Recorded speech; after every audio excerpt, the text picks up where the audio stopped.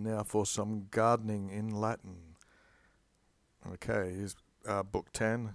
Most of it's in poetry except for this first bit. Here's an adjective. Also has a neuter plural of meaning gardening. So basically just as pertaining to the gardening of the garden, literally. Okay, of the Phaenoris, of the interest, vocative Sylvanus, which I promised to you,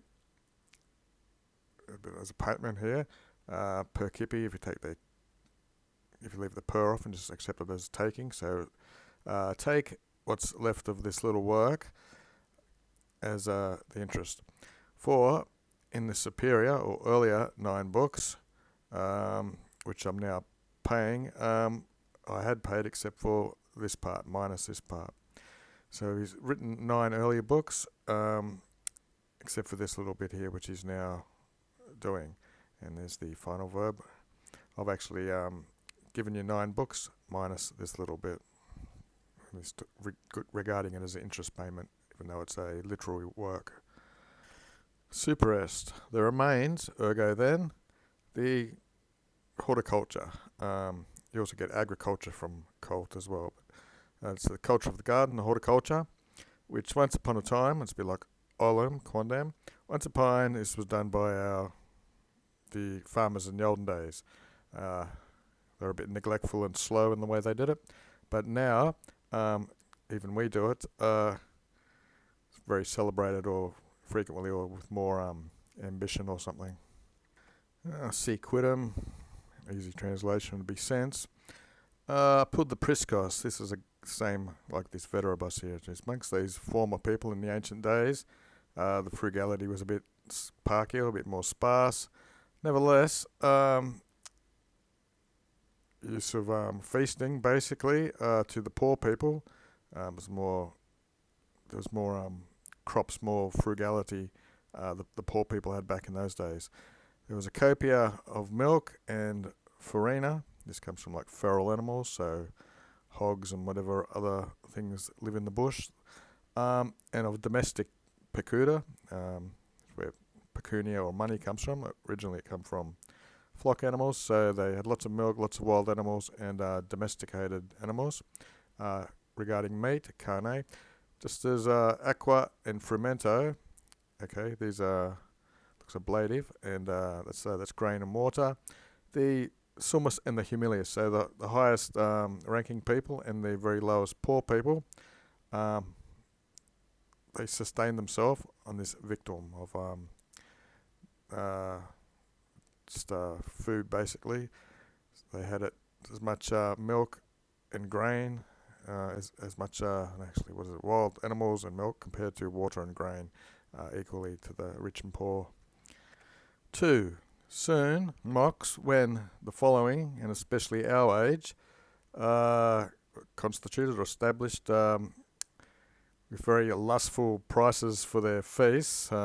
Basically means they're spending a lot of expense on their food. Dapabus and ipularum are pretty similar words. And canna and meals, not for natural desires, were estimated or thought of for, but for sensibus. The census is a thing that happens every 5 years or so when they measure how much money you make. Sometimes they just use res for that. The plebeian poverty, the poverty of the plebs, being removed from the more expensive foods, they were compelled to the vulgar or common food. 3. Therefore, cultivation of gardens, of which nowadays it's more in use, this fructus, the fruits of it, and the reaping of it, should be more diligently our ancestors have handed to us praecipienus, must be learnt. So more diligently we must be following these instructions and preparations more than what our ancestors has done. Just as I've instituted or began, prosa going forwards in okay, so it's subnecting. He's joining what he's doing in the future to his prior thing he wrote, which he began. Exodus means begin. So going forwards, he's going to be adding this to the prior work. Except here's a nominative. Your demands, your postulations, which happen frequently, they've expugnated my purpose. So they've these new demands from his friend have overcome what he was originally going to do, which he was going to teach. So that in poetical metre, it looks like I've filled out the missing parts of the Gorgics, or whatever you pronounce that, poetical work, which still Virgil himself had signified he was going to leave this to posterity. To say, I guess Columella's saying he wants to fill up what Virgil omitted, and now he was taking it up. And for neither differently, for you might just say, and so not differently, this should be dead, or this thing that's undertaken by me, this daring feat that I'm about to undertake, which has come from the will or the willingness of the Vate. The Vate's the bard, so the bard was Virgil, the poet. He's maxime to be respected, and so that's why he's filling it up. Of whom, as if by a numine, or by the instigation of a godly power, very piggery, very slowly or lazily, without doubt, on account of all the difficulty of the work, nevertheless not without spay or hope of a prosperous success, I've attacked this, I've started this work.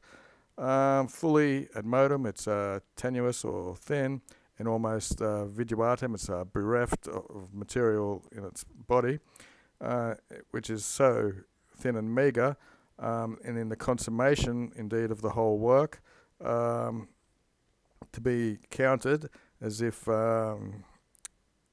is a particle, which is a very small thing, a very mere particle of our work. So this thing he's doing is only a very small section in itself, but and as if in no way showy or specious, it should be seen, terminated at the ending of his work. So this work I'm doing, he's not trying to be very showy, but he's trying to fulfill all this thing after Virgil. Okay, so the end of this per se.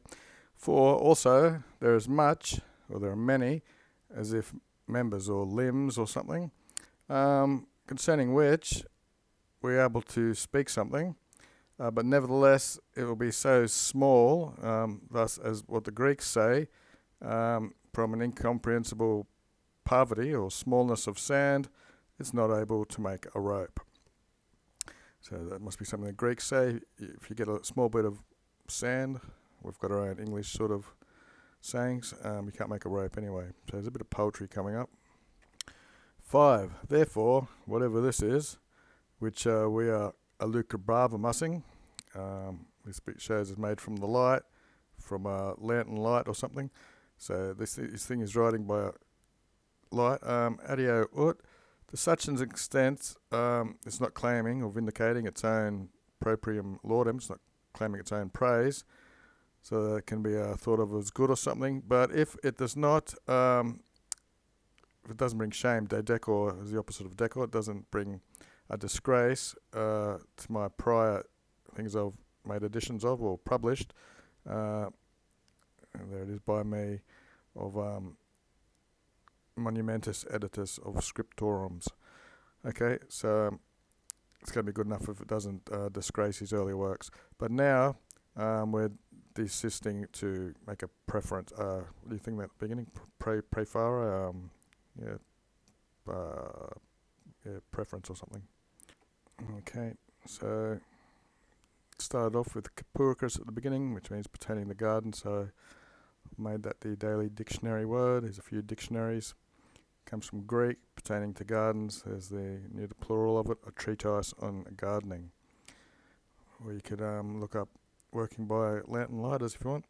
So I will teach you vocative Sylvanus, about this cultivation of the gardens, and in which once upon a time, I think it was shut in iniquus spartis, which is unequal spaces or small spaces, when someone sang, it's Virgil, we know, Virgil sang about happy crops and the gifts of Bacchus. He's one of their god of wine or something. And you, great pals, another god of agrestio people about the bush or whatever. Neck 9 usually means in fact, and so you, when you're singing of these happy crops, the gifts, looks like a celestial honey or something. Virgil left this post say after himself to be remembered by us, or for us to remember.